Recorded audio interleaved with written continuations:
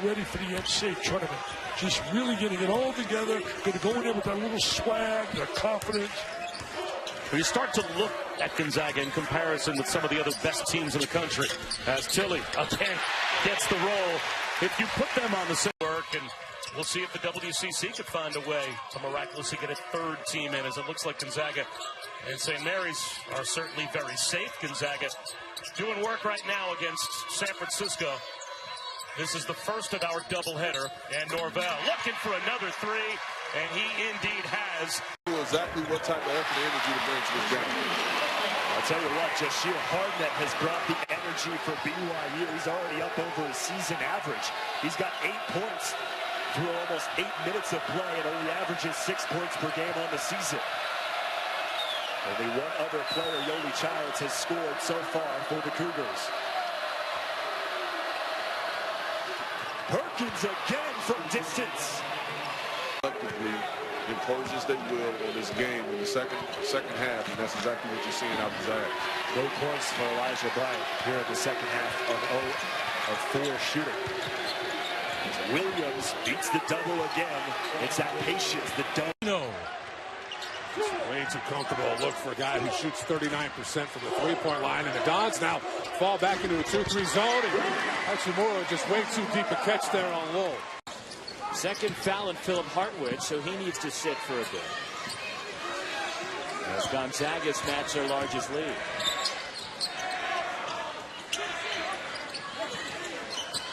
Here's Killian Tilly inside. And the jump hook, that was pretty. He's the point guard for the Zags. Fourth-year junior. Outside of Denver. Inside to Killian Tilly. Going to work and a kick out.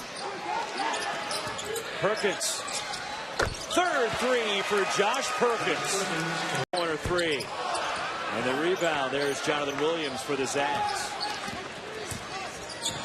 Inside 7 minutes to play first half. At the Childs Center in Portland. Perkins lobs for Tilly. Recovers it. And the floater by Killian Tilly. Next level, he's already preparing for the flopping. First foul in McSwiggan as Perkins lost the handle to right to Jonathan Williams. Nice pass by Williams to Killian Tilly for the spike. As well. What a gentleman. Class act. We are here at the War Memorial Gym, Sobrato Center. Eric Rothman, Adrian Branch. West Coast Conference Saturday showcase. With Gonzaga up by 11, but they've been scoreless the last 2 minutes. It continues. No, it's not. We had a San Francisco player. Eric, that doesn't feel good. Trying to make a play for his team. Well, Ferrari's back out there with those 18 points, one away from a career high. 2 minutes and 10 seconds to go. Gonzaga looking to stay undefeated in conference play. Williams, the double pump, and he got the roll. How about the determination? Tiaro Diabate coming off a career night, 15 and 10 against Santa Clara last Saturday. Good job getting position early. Nice easy finish at the rim. Yeah, Terry Porter has plugged him into the starting lineup of late, and he has responded for the Pilots.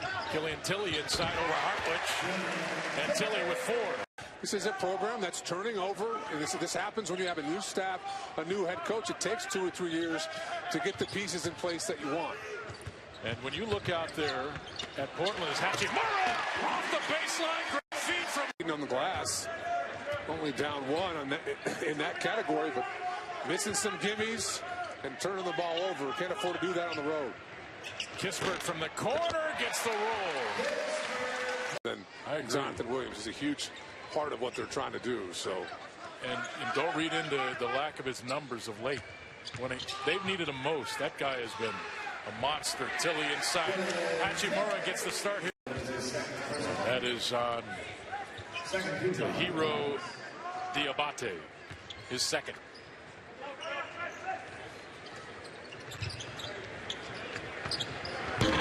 Silas Nelson. And finish at the rate that Brewy can. It's just so impressive. Shaver missing. Larson clears the rebound. Here's Perkins. Do you think of somebody? I mean, no, I agree with that. But I think a guy like Jeremy Pargo could have grabbed the rebound and gone the distance, right? I think as a four-man at that position. I mean, it's such a weapon. Larson jump hook is good. And he has games like this. You just, boy, you relish in that. Yeah, I would agree. You know, a guy who's earned it, deserves it, was put in a difficult position early in his career until he gets the 2 points. Look, he anticipates. Going to be very stringent because they allow coaches to come out. You can see the white line. Mark Few's not in his. Oh, excuse me, he is. It got extended out. In a 22-point game, unless he was barking at Vern Harris. Let's play on. There's Williams. Doesn't necessarily come through on the stat sheet. He's a secondary ball handler after Josh Perkins does a good job of finding his teammates as Kispert gets the wide open corner three and knocks it down. But for Silent up. And then Dickerson, as Mike Hopkins told us, getting better at throwing out of that double team. This is the 9th best scoring offense in the nation, either by pace or just by raw numbers. In Gonzaga, over 90 points per game. Williams with good position. Ohio State needed that one desperately because you could feel this building about ready to go nuts. And there's no doubt there is a home court advantage tonight for Gonzaga.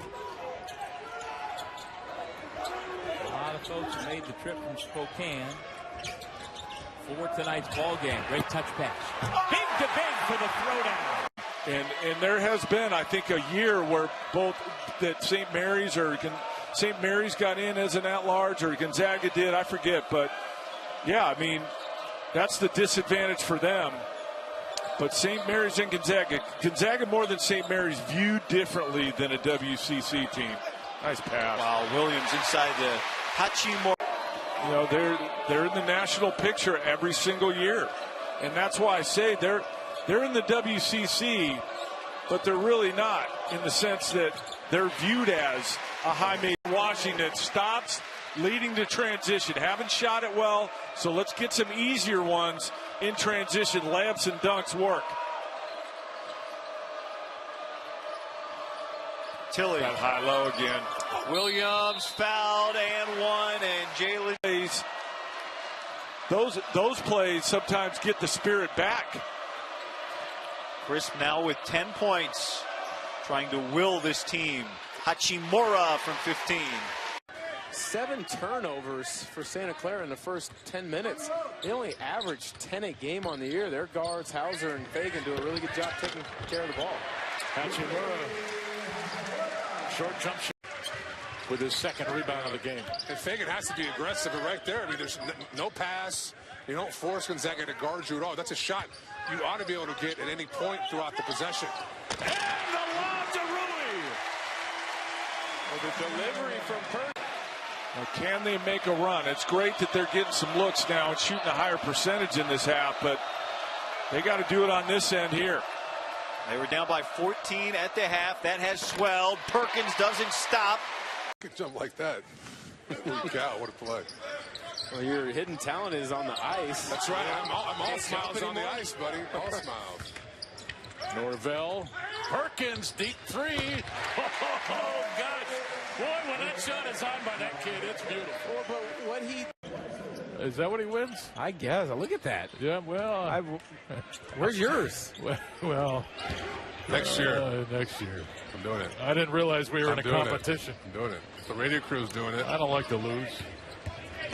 There's Perkins. Tilly, 10 feet away. It's his second attempt. 1 for 2 on the season, Noah Dickerson. He's going to tell Mike Hopkins he wants to spend more time out there now. Finding some space for a 15-footer, Perkins. Giving our officials a big-time atmosphere in front of a sellout, and it's Gonzaga ball to start. This is a split house. A lot of Zags fans invading Seattle, and everybody on their feet. I look for Gonzaga early. What's their approach and their attack as they go early inside? Perfect example of the type of turnovers that have been problematic for this team. Absolutely. Throughout the year. I mean, that is a grand slam pass you're trying to deliver over the top of the zone. Just make a simple play. Yeah, the simple play is like that. It's just like that. Yeah. Just swing the ball. Execution on the little high post shuffle cut screen. Hauser with the finish, but to go back to your point, Richard, that's one of the frustrations that I think this staff has at times with Josh Perkins is keep it simple. No need for the look away at times. Nice catch by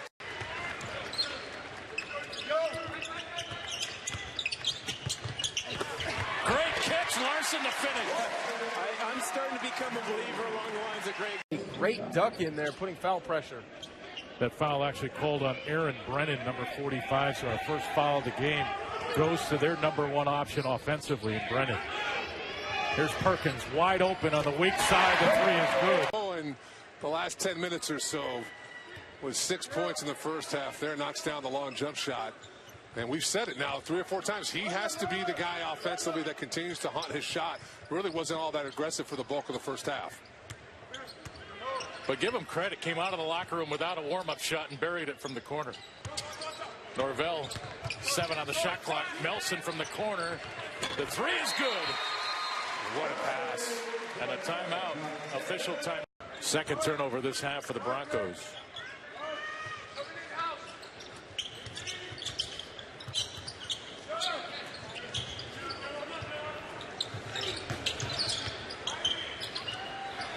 Here's Perkins.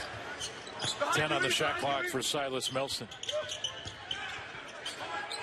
Melson, open three. And a foul.